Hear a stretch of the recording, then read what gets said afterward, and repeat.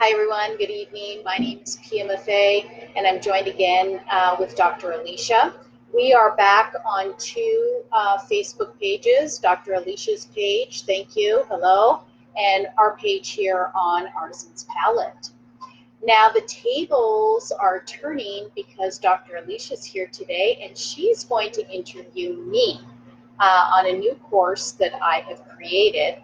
So before giving too much away, I'm just going to turn it over to you and start asking questions. So now I'm the one in the hot seat. I know, I'm so excited for this. Thank you. So, Pia, you're a pillar in the Temecula Valley. Thank you. You're welcome. Being known as just a person who has a great heart and passion for educating people. For people who don't know you online, just tell us who you are. Okay. Hello, everyone. First and last name, Pia Maffei, owner of Artisan's Palette and also owner of an online blog site called I Am a Clean Eater. I am a cleaneater.com. Yes, thank you. And I am a woman that lives her life wanting to be the best I can possibly be. And as I learn things along on my journey, I like to educate along the way. And it probably goes back to my 20 plus years in education before I started my store. So I had a career in technology focusing on educating, and I educated people on software and how to use software and hardware and that combination. So I never really knew this about me, but I guess my passion is more about informing and educating. Yeah. Oh, that's awesome. What was that turn in your life that you went from, a computer girl to entrepreneur foodie? Okay, good question. So I've always been an entrepreneur. I've always had my own business. Even when I was doing software, I owned my own business. And so entrepreneur and that entrepreneurial spirit has always been there. In 2013, June 2013 is when I opened my health food store called Artisan's Palette. And actually, I didn't even know I was opening a health food store. It was just a store that I opened. It was kind of a pop-up. And I kind of just opened saying, I'll just open today and see what happens. And just went through kind of, la-di-da, let's see how this goes. And what did you have at that time? At that time, I was selling mostly local artisan products that were made from individuals that were doing their best at their time, but selling mostly like chocolate and cookies. And I wrote a blog on this. I said I was a drug pusher.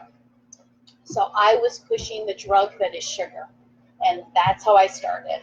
And I didn't know it at the time. I didn't know the effects of sugar. I did not know how dependent people were on sugar, actually, until I opened my store and started to realize and start to see that connection. Wow. Yeah.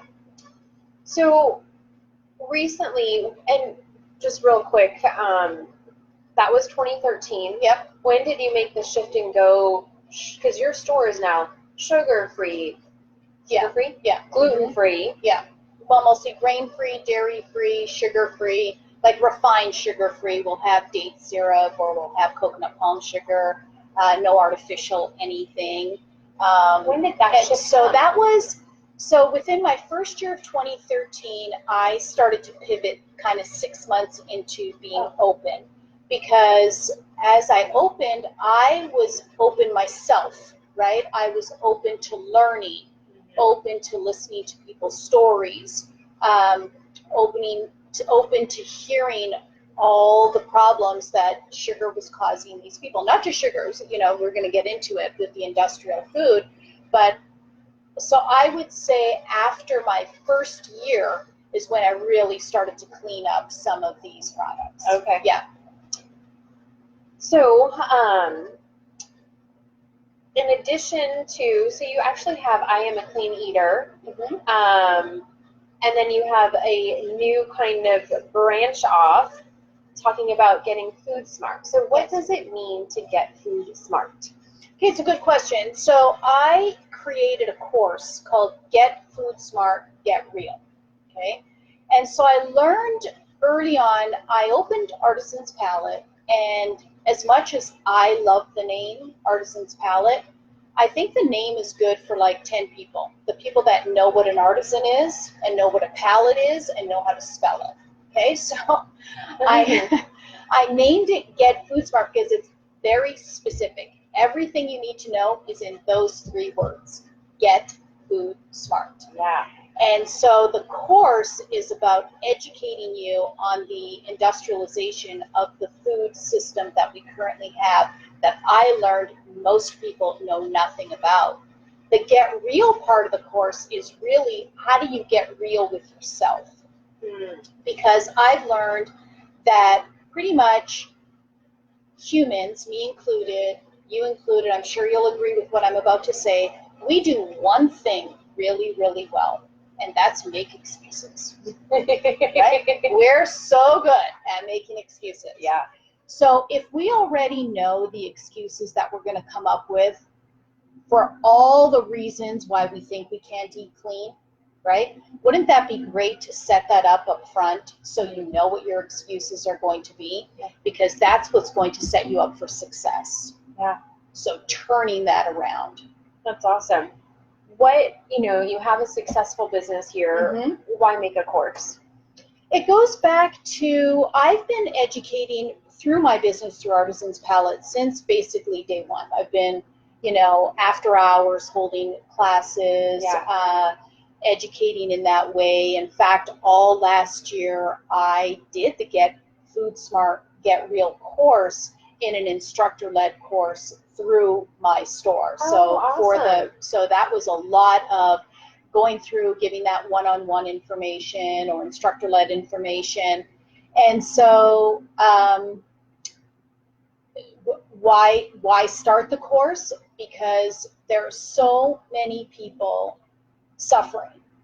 And I see it over and over and over with the same questions, the same confusion.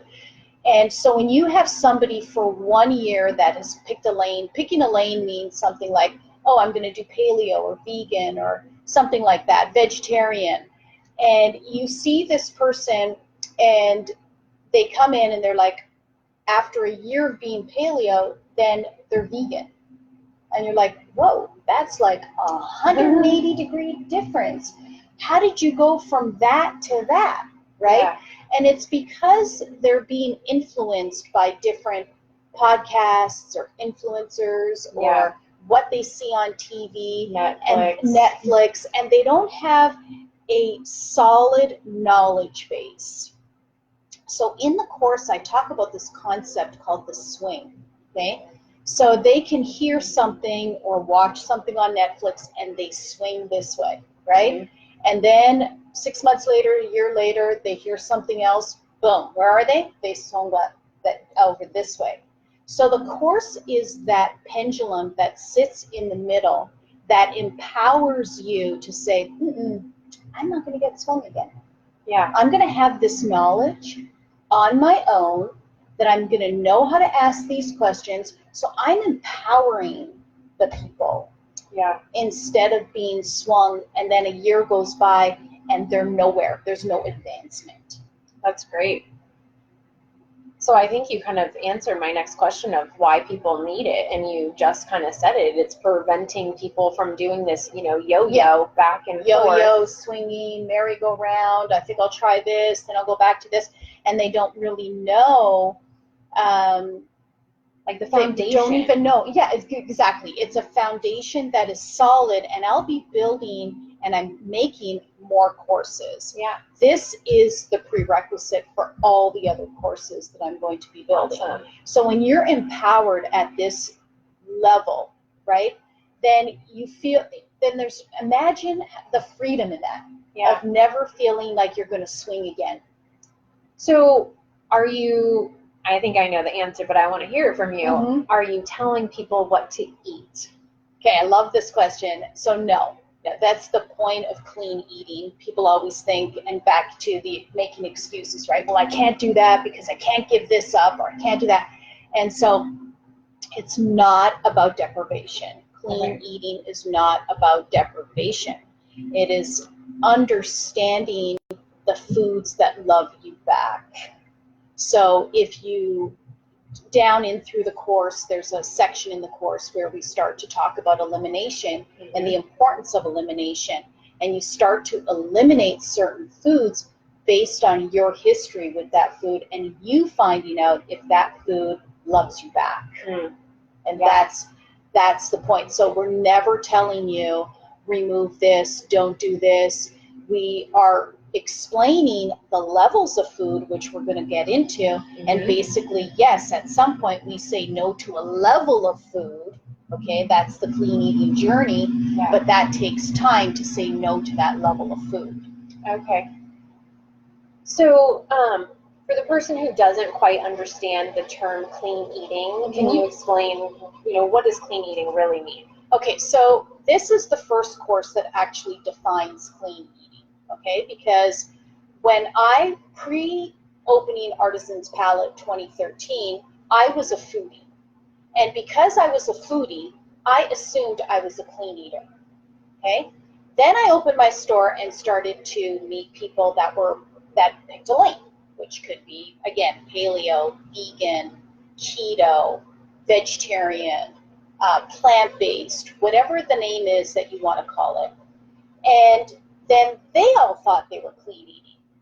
And I started to realize, but you're not. You know, I'm not clean eating just because I'm a foodie. And you're not clean eating just because you picked a lane. Okay? Got it. So being clean eat or understanding what clean eating is being open to information, being aware of what is on your plate and how it got to your plate. It's the awareness of the food. Okay? And then the clean eating lifestyle is the awareness of what's on the skin. What am I doing externally? What am I cleaning my house with? So that's the clean eating journey, right? So once you put one foot in front of the other and you say, okay, I am open to information, open to learning and understanding that this is a journey. There is no end game. There is no, look at that, 6 months, aced, I'm a clean eater. Okay? It's not about that. Because if you think you've been clean eating since the 70s, that is the exact opposite of what clean eating is. Okay? So again, you have to be open to understanding that this is food science for a reason. So your goal is really teaching the foundation. Yes. But inquiring minds want to know. I'm kind of curious, do you believe that all different lanes for different people are appropriate? Or do you kind of have your own favorite lanes? Or is that still kind of going against maybe the foundation? I don't know. Yeah, that's a good, I understand where you're going with this. So it's like, if you had a plate of food in front of you, what would that plate of food look like? Right? So I like the idea of having mostly vegetables, but at a specific level, which we're going to get to on the pyramid, right? Yes. So it's very specific with, where did the vegetables come from? Because again, being clean eating is you're aware of how the food got to your plate, okay? I'm still a carnivore, okay? So I believe in protecting the environment, and I understand the importance of regenerative farming versus monoculture. So if you're really enthusiastic about protecting the environment, you will get on board for regenerative farming. And understanding that that is completely different, again, from the pyramid that we're going to talk about, of where that meat has come from or that animal protein has come from. So on my plate, I will have animal protein, but very, very specific. And if I can't get it, then I don't eat it. Got it. And then I'm really enjoying very specific good fats. I have a beautifully sourced olive oil, 2,000 years, from the Marche region in Italy. It is the most amazing olive oil because it's a true fruit to bottle. So the trees that were planted 2,000 years ago are still producing fruit. Wow. And that fruit, and so the whole production from the harvesting to the bottling is protected. And that olive oil is a superfood. Yeah. Yeah. That's cool. Thank you for sharing. Yes, of course. Okay, so I think you created this awesome. So, food pyramids get a rap because back in the day, the USDA was giving us a crappy food pyramid. Yeah. I haven't looked at it lately because I just don't even trust it. The standard American diet. Yeah. And so you made, and I'm going to show this on the camera. It might kind of come up a little bit different. But what is this? The What Are You Buying pyramid? Yes. So part of my quest and journey is to always help inform and educate. And so when people were coming in saying, oh, I am a clean eater, I do this already, and I'd probe a little bit more and say, oh, okay, that's awesome. Where do you get this from, or where do you do this from? And start to ask these questions, and then inevitably they'd be like, oh, one of the chain, either Sprouts or Trader Joe's. Not that these are bad. I'm not saying that these supermarkets are bad. Yeah, let's be very, very clear. To make a change, we first have to understand what we're currently doing, because if we don't understand what we're currently doing and buying, we could never make a change. So I've created this pyramid to help understand the difference, because we sell eggs in the store, and it's like, well, these are different than what you get at the supermarket. We sell meat in the store, and again, this is different than what you get in the supermarket. So we laid out a pyramid to understand what are you buying, and then they can identify, not in a judgy way, in a factual way, where they are on the pyramid. So the base is called industrial food. That's all the food. That's all the, all the produce, all the processed food, all the proteins. It's everything that we buy, purchase and consume, right? That's industrial food. Yep. Everywhere. Whether we go to the supermarket to purchase it and consume it, or whether we go to the restaurant to purchase it and consume it. The vast majority of the food, 90+% of that, is industrial food. The journey that is clean eating is to identify that and saying, well, eventually we want you to say no to industrial food, even if it's plant-based food. Even if it's organic Brussels sprouts. Well, or the next level of the pyramid is industrial organic. Okay. So we're saying if you're buying Brussels sprouts at the industrial level, then a step up from that is industrial organic Brussels sprouts. I'm just going to see. Okay, we just had a couple people join. Excellent. You guys, we love interaction, so feel free to, I know we're kind of on a roll here, but please feel free to interject with questions. Yes, thank you. So the pyramid says, okay, we'll take what you just said. If you have Brussels sprouts, right, that's at the industrial food level. What's the one step up that you can improve on that? That would be something in the supermarket that would say organic Brussels sprouts. Well, usually that's industrial organic, because it's like, well, where did it come from? Yeah, right? If you're in the Midwest, you're not growing Brussels sprouts. Where did they come from, right? And being aware of that. So they were flown in from some other part of the country or another country, right? And that's industrial organic. So there are people that are just, I'm a clean eater because I only buy organic. And it's like, okay, awesome, take the win. I love that. Yeah. But let's identify that that's industrial organic. We can still start to come up the pyramid. Yeah. Okay. So let's just kind of talk real quick. You mentioned, in the example in the Midwest, they're not able to, produce Brussels sprouts in the middle of winter. And then they're getting flown in. So the problem with that, and maybe you'll get into this, but we're talking about more fuel, more carbon footprint. What are some environmentally? Environmentally. Right. So we're not saying, you can never buy industrial organic produce. I mean, we've got to feed our families. You're going to be, cooking. Yeah. Not everybody's lucky to be living in a place like where we live, where we can get Brussels sprouts. They're growing right now. They're in season.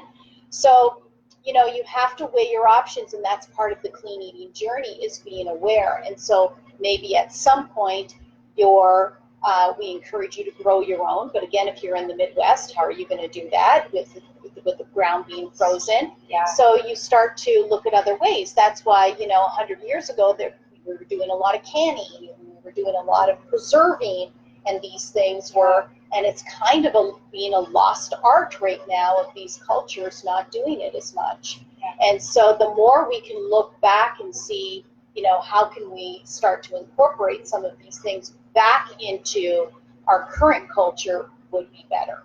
Awesome. Okay.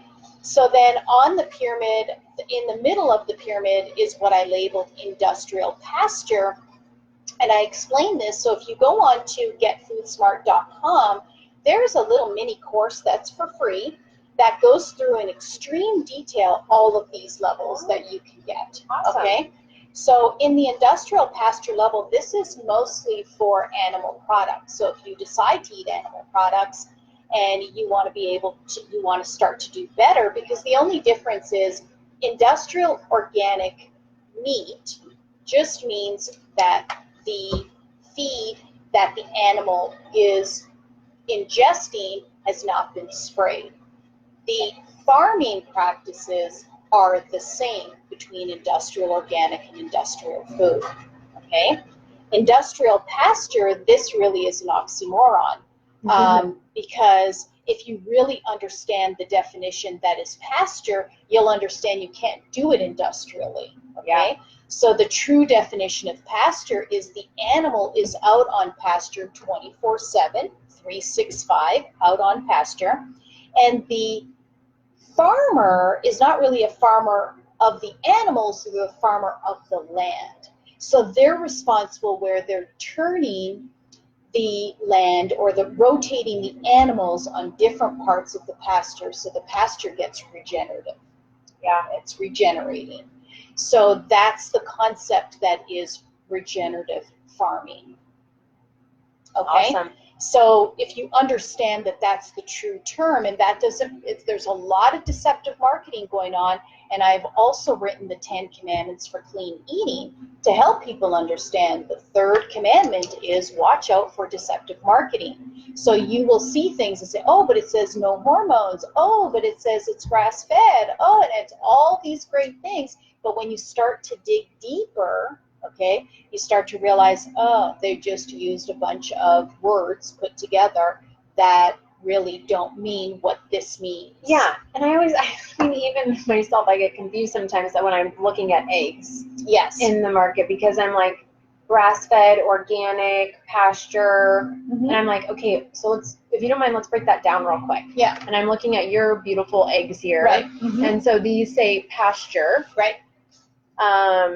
So what's the difference, right? Because you can't get this level of eggs at the supermarket, even though they might say it, because the regulation to get the pasture label is simply the person running the farm takes a picture of their farm and some animals and sends it over. Somebody says, oh yeah, okay, that looks good, and says you can use pasture. Oh. Okay, so until you've gone to the farm, so we're lucky where we live here, Alisha, because there's a farm called Primal Pastures. They're 5 miles north of here, and they're true regenerative farming, okay?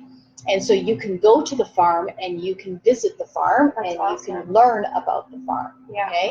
So then we understand that that's the true definition of pasture, which is the animal is out on pasture 24/7, 365, and then they're being rotated. So in this case, these hens that are laying these eggs, if they're on this part of the pasture today, they will not be put back on that part of the pasture for 90 days. Okay. And what about the feed? Because this doesn't use the word, it does say and organic feed. Yeah. Okay, fed. Okay. Right, exactly.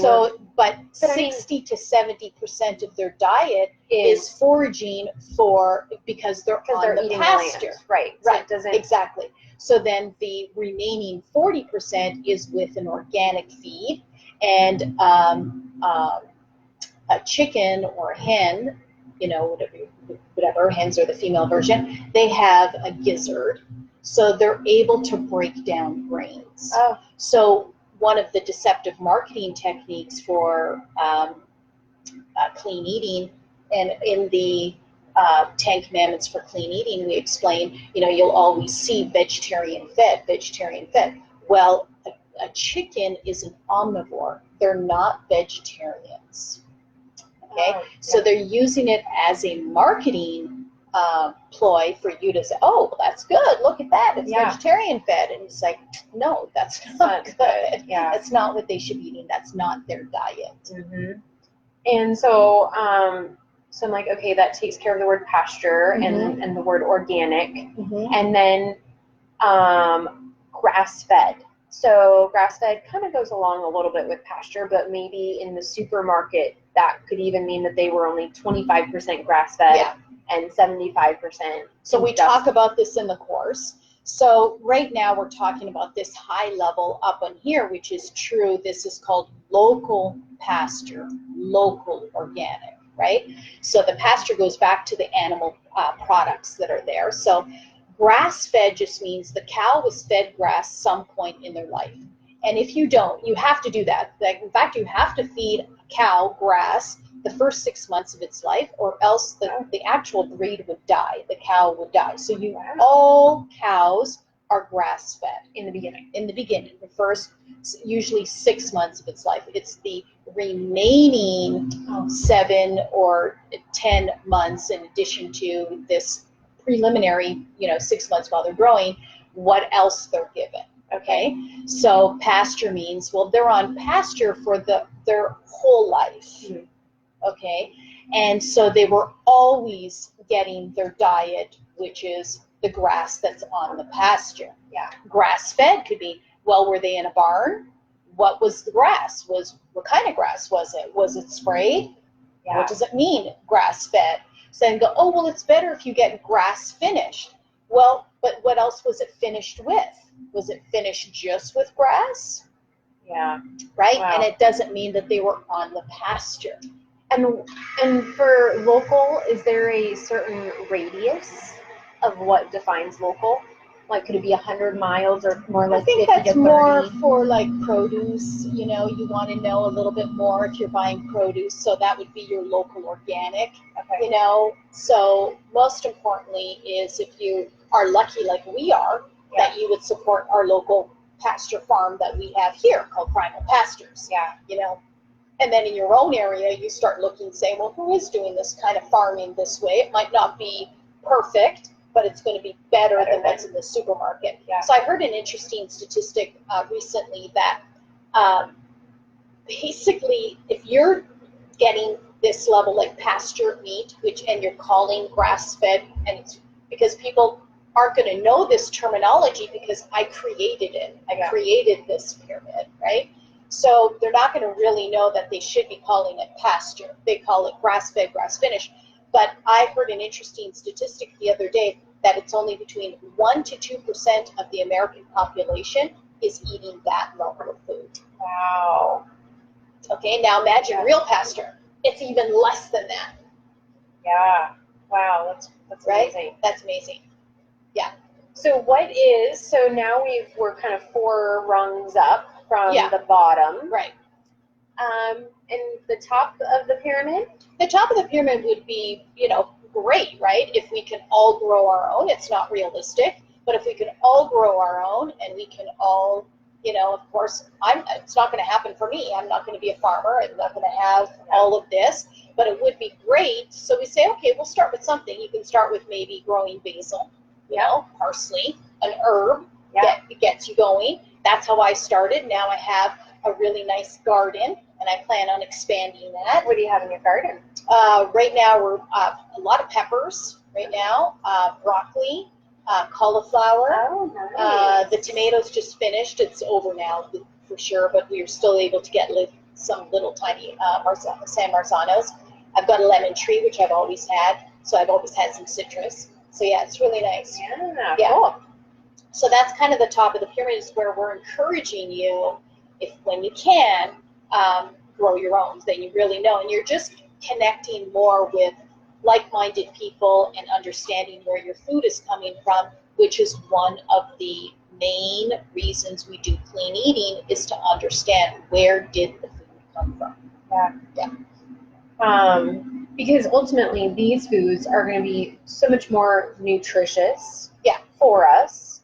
And that's why we need to remember, that's why we're eating food. Right. You know, we think that it's, you know, and I want to say that, yes, we can enjoy food, but the premise of our functionality of eating is really to feed our biochemistry. Right. And so extracting as many nutrients as possible. And I think, you know, we can do this more so kind of following this pyramid. Yeah, and it's just, again, being real with yourself, right? Because the course is called Get Food Smart, Get Real. The Get Real is get real with yourself, where you are on the pyramid, and where do you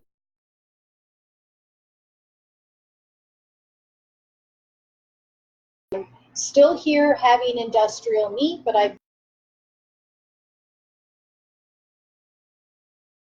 right? So good. Take the win. Absolutely.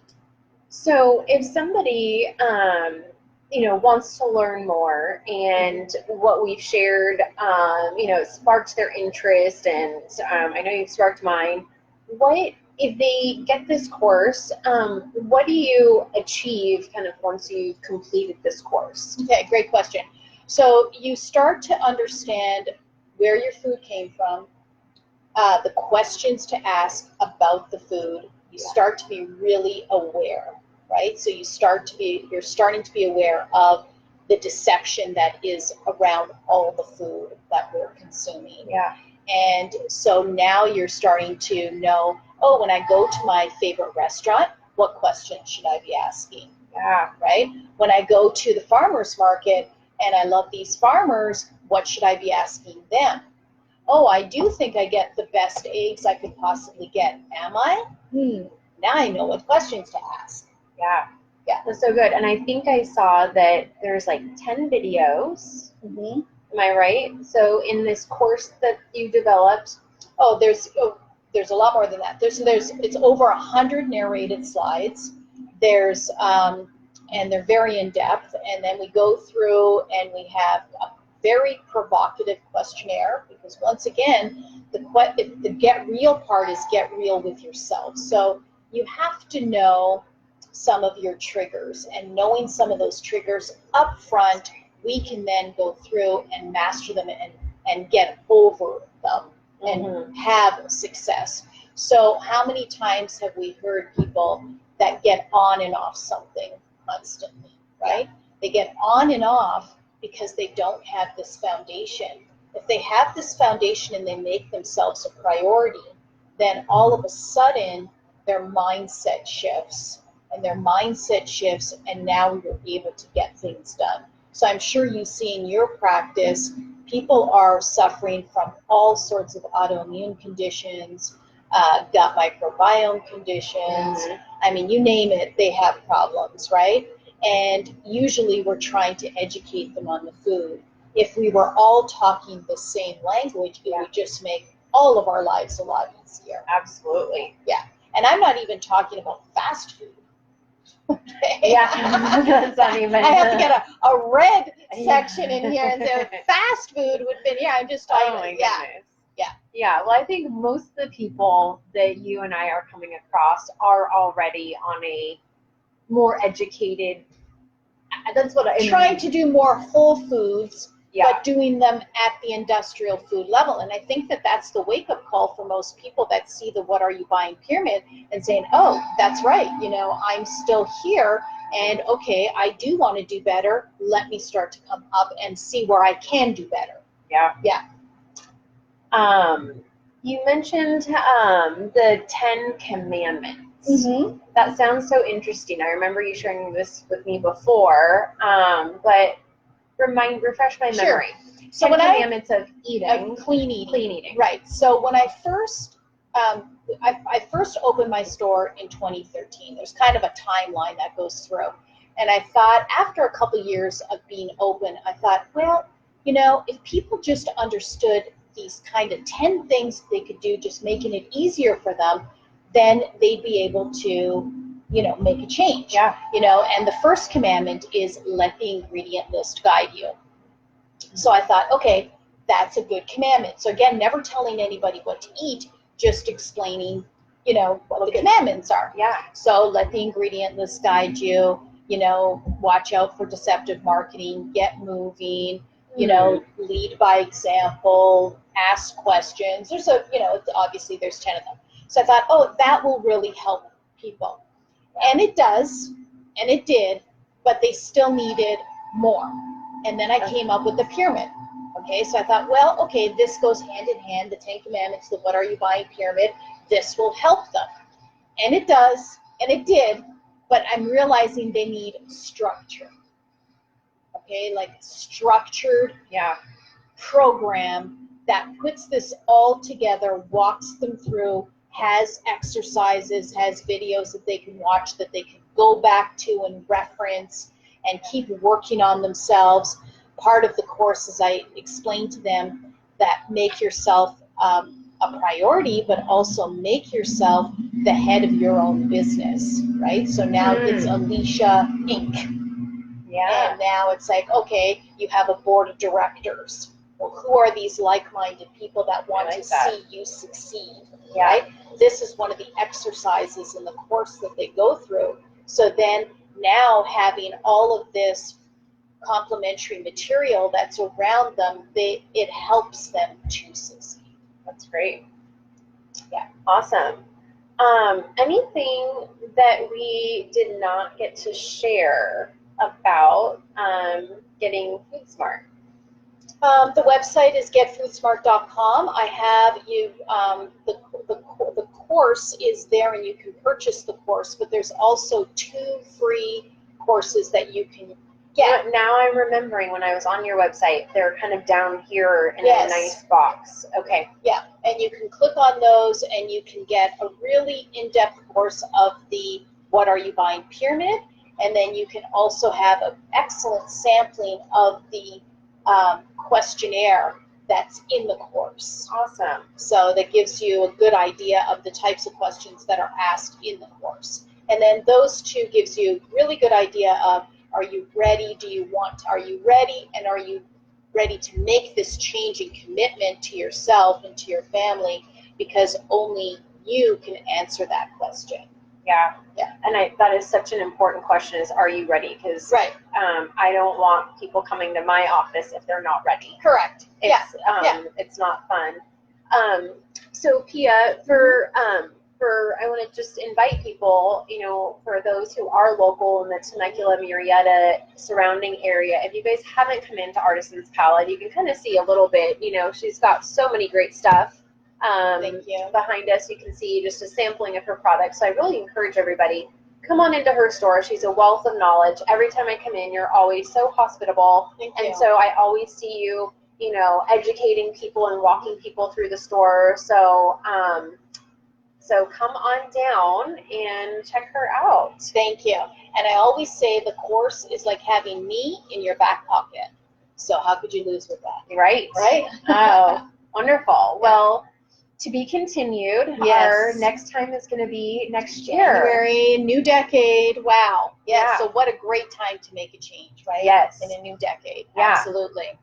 Everyone has that New Year's resolution of getting themselves healthier, and I think that this would be such a great, unique gift, actually. Yeah. Gift to themselves. Yeah. Right. Did you see on my last blog, I made a little blog note of 5 gifts of health. Okay. And I put your store on here. Oh, thank you. It is, whether it's the course for a gift or coming in and getting some stocking stuffers. Yes. So we have it all. Yeah. All right. Well, until next time. Thank you. Wish Let's you guys. Just see here. Oh yes. Hi, Connie. How are you? Watching you from New Orleans. Oh, I wonderful. miss you in your store. I miss you too. Oh, you can't find clean eating anything. And you're welcome. Thank you. I appreciate that. So yes, the one thing we didn't talk about, and I talk about it in my course, is living in these kind of food deserts and she's what in you New can do. Orleans, She's in okay. New Orleans, and what you can do to. So I've got links in. Actually, you know what, Connie? If you go on to getfoodsmart.com. And we're talking to Maria, though. Yeah, Oh. she goes by Marie, but she goes by Connie. Hi, Connie. Sorry. It's okay. And she, you can go on to getfoodsmart.com, and you can, there's a section on there that says, got the nod. Click on that, and then there'll be different links that you can get to and shop online to help you find CSA or to help you find pasture meat. Oh, great. Yeah. Okay. Good. Well, we'll just do one other shout out for questions. Yes, that if was anybody has any great questions, let us know. Hi, Courtney. Good. Well, I love that everyone can always watch the replay. Yes, that's what's and so you great can about it. always reach out to either one of us for questions. Yep. And then we'll let you know midway through the beginning of January what our topic will be for January 2020. Yes. You're welcome. Okay. All right. That's going to do it. Thanks, everyone. Thanks again. Dr. Alisha, thank you for the interview. Thank but you. The tables will be turned again, so January I will be the interviewer again. But thanks for doing this. I appreciate it. Yeah, this was fun. We'll have to do more of these. Yes. Merry you. Christmas, everybody, and we'll see you in the new year. Thank you. Bye-bye. Thank you.